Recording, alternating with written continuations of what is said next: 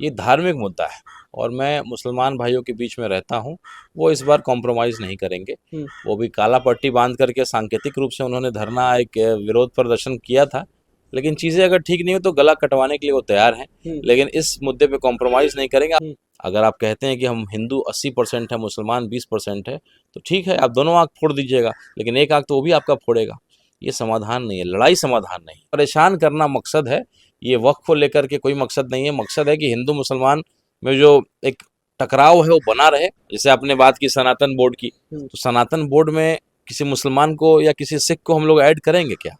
तो वैसे ही अगर मुसलमान की कमेटी है तो उसमें आप हिंदू को ऐड करिएगा तो स्वाभाविक है धार्मिक मुद्दों पे उनको पसंद नहीं आएगा। नमस्कार, न्यूज जंक्शन बिहार देख रहे हैं आप। मैं हूं आपके साथ शिवम। देखिए, अभी पूरे देश का बड़ा मुद्दा बना हुआ है वक्फ बोर्ड संशोधन बिल।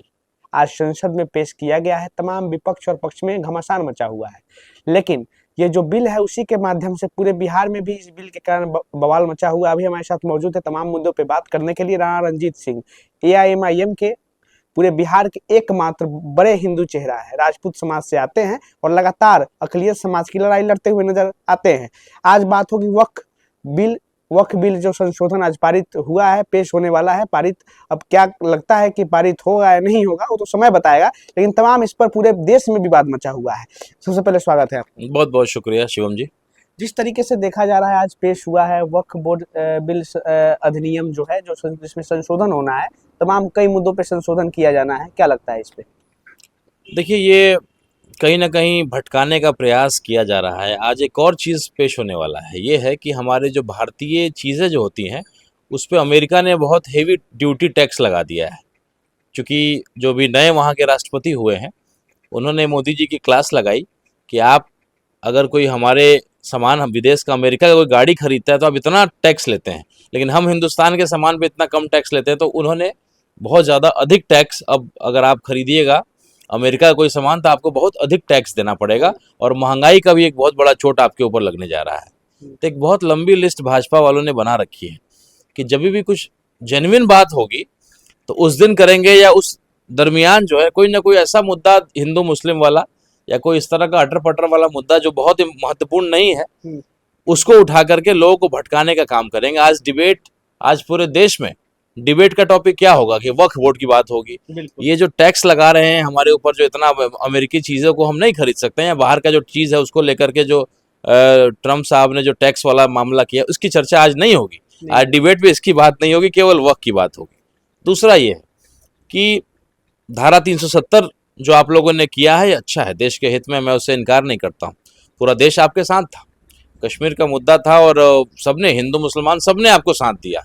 तो वो निश्चित रूप से धारा 370 जो उन्होंने कर लिया, तो उनको लगता है कि मैं हर वो चीज़ चाहूँ तो कर सकता हूँ। तो अच्छी चीज़ों का तो समर्थन आपको मिलेगा, लेकिन यहाँ जो वक्फ वाला मुद्दा है, ये मुद्दा धार्मिक मुद्दा है, ये रिलीजियस मैटर है, एक इमोशनल मैटर है। इन चीज़ों में जो है खोदना कहीं ना कहीं से ये अच्छा नहीं है। हमारे देश में ज़मीन की कमी नहीं है। आज अगर आप डेवलप करने निकलिएगा तो गांव गांव, इलाका इलाका आपके पास खाली ज़मीन है, आप उसको डेवलप कर लीजिए। लेकिन आपको जो है कहीं ना कहीं, देखिए, बिल इम्पोर्टेंट नहीं है, बिल के पर्दे के पीछे हिंदू मुसलमान में विवाद हो जाए, झगड़ा हो जाए, ताकि वोट बैंक की राजनीति जो उनका जो आधार है वो उनका रोटी जो है चलता रहे, उनका दुकानदारी चलता रहे, ये मकसद है। तमाम लोग आरोप लगाते हुए नजर आते हैं कि वक्फ बोर्ड है, लगातार उसके द्वारा ऐसे दुष्प्रचार की भावना दिखी जाती है कि तमाम जमीनों पे गलत तरीके से कब्जा कर लिया जाता है और आप ना न्यायालय में जा सकते हैं, ना किसी बड़े अधिकारी के पास जा सकते हैं। कहीं ना कहीं आपको ट्राइबल जो वक्फ बोर्ड है उसी के पास आपको जाना पड़ेगा और आपका कहीं आधार नहीं बचता है। नहीं, ऐसा बिल्कुल नहीं है, आप जा सकते हैं। हमारे असदुद्दीन ओवैसी साहब जो हमारे राष्ट्रीय अध्यक्ष हैं, और उससे बड़ी बात है वो बैरिस्टर भी हैं। आप उनके तकरीर को देखिएगा, मैं आपको भेज भी दूंगा। बहुत डिटेल में उन्होंने समझाया एक एक चीज़ को, चूँकि वकील भी हैं वो, तो इस बात को मुझसे अच्छा वो बोलते हैं और आपको समझा सकते हैं कि ट्राइब्यूनल भी है। उसके अलावा कई ऐसी सुविधाएं हैं जो आप उसको चैलेंज कर सकते हैं, क्लेम कर सकते हैं।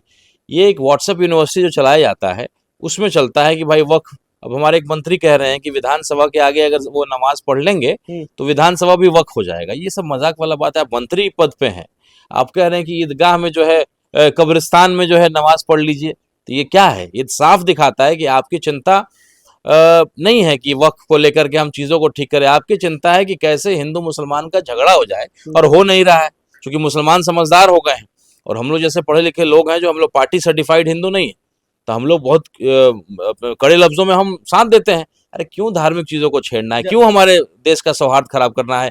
देखिए ना, बगल में नेपाल में क्या हो रहा है, श्रीलंका में क्या हुआ, अगल बगल के देशों में देख तो रहे हैं क्या चाहते हैं कि हमारे हिंदू मुसलमान में झगड़ा हो जाए, लड़ाई हो जाए, किसी का 2 आंख फूटेगा, किसी का 1 आंख फूटेगा, लेकिन नुकसान दोनों धर्म का होगा। लेकिन जब ये बात सामने आती है तो बिहार में एक बड़ा विवाद देखने को मिलता है। तमाम पार्टियां आरोप लगाती हैं जदयू पे।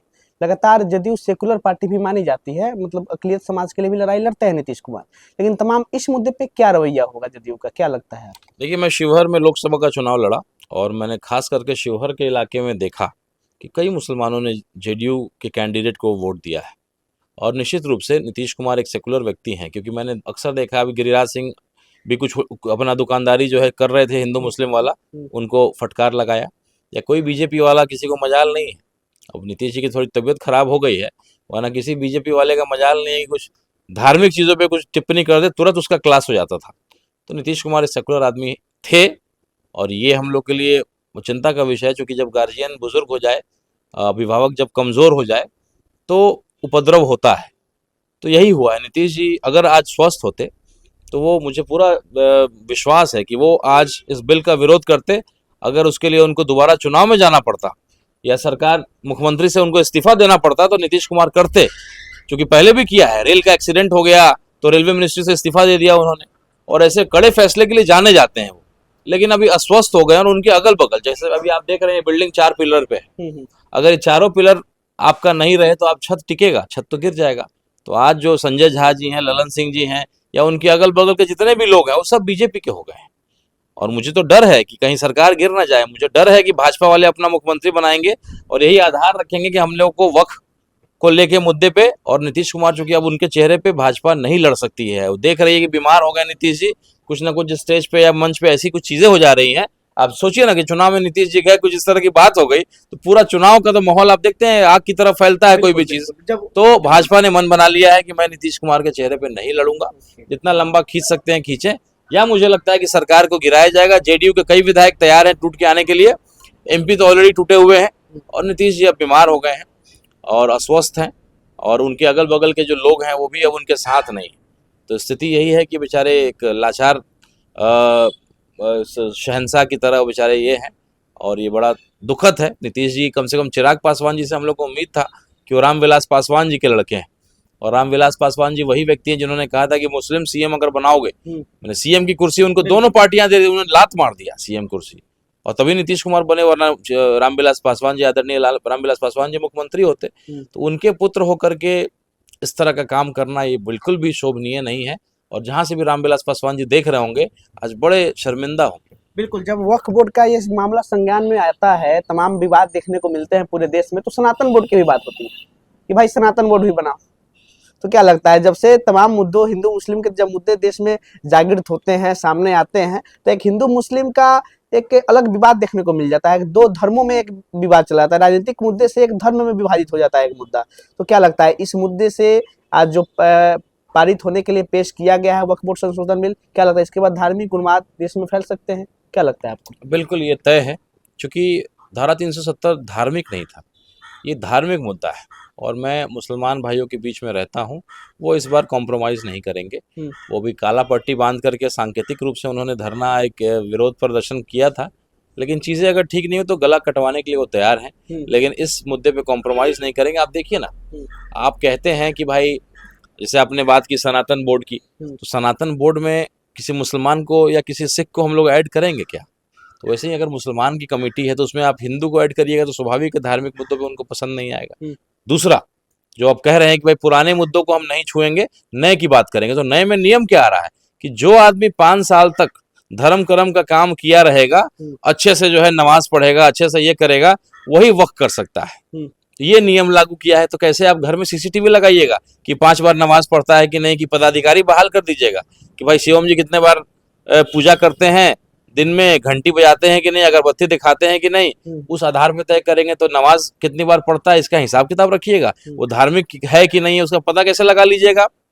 तो वक्फ वो नहीं कर सकता है। तो ये परेशान करना मकसद है, ये वक्फ को लेकर के कोई मकसद नहीं है। मकसद है कि हिंदू मुसलमान में जो एक टकराव है वो बना रहे, क्योंकि अब लोगों ने देखा है और इसलिए आज भाजपा सरकार में नहीं आ पाई, आज अकेले बहुमत नहीं ले पाई, क्योंकि पब्लिक समझ गई है। हम लोग भी जब पहली बार मोदी जी आए थे, हम लोग भी बड़े उत्साह में थे। हम लोग तो तब उस पॉलिटिकल नहीं थे, हम लोग मैंने खुद चुनाव में राजनीति में सक्रिय नहीं आए थे, किसी के मदद में, हम लोग भाई की मदद में, इसमें तो बड़ा हम लोग भी मोदी मोदी किए थे, बड़ा उम्मीद था हम लोग को।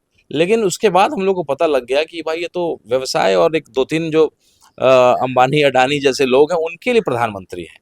और देश में जो है क्या हो रहा है, अर्थव्यवस्था की हालत क्या है, हमारा शेयर मार्केट कितना गिर गया है, गरीबी कितनी बुरी हालत है। आप केजरीवाल साहब को कहते हैं कि रेवड़ी बांटते हैं, और आप देखिए हम लोग को नकारा ही बना दिया ना।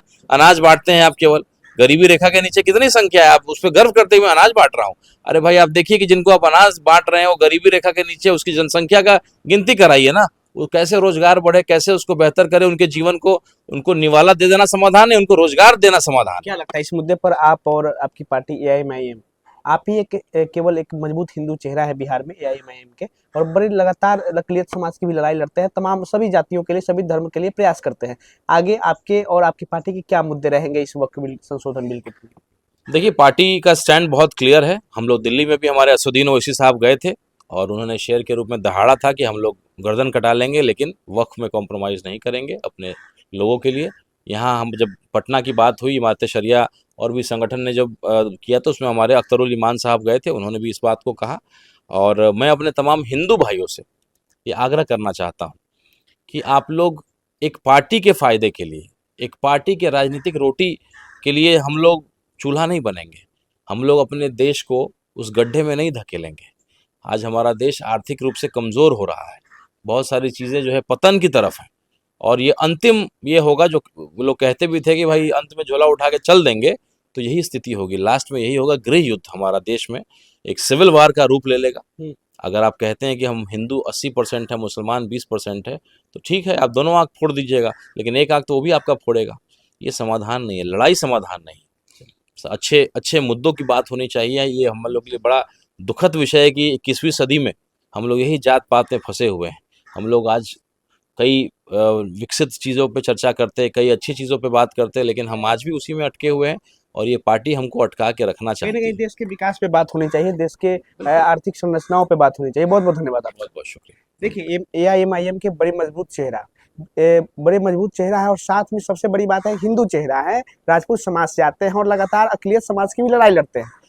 आज वक्फ संशोधन बिल जो आज पेश किया गया है संसद में, लगातार उसको लेकर पूरे देश में विवाद मचा हुआ है, और बिहार में आने वाला विधानसभा चुनाव करीब है, क्या असर पड़ेगा इसका ये तो समय बताएगा। खैर हमारा प्रयास कैसा लगा आपको, कमेंट बॉक्स में अपनी प्रतिक्रिया जरूर दीजिएगा। कैमरामैन सत्यम के साथ मैं बहुत बहुत धन्यवाद।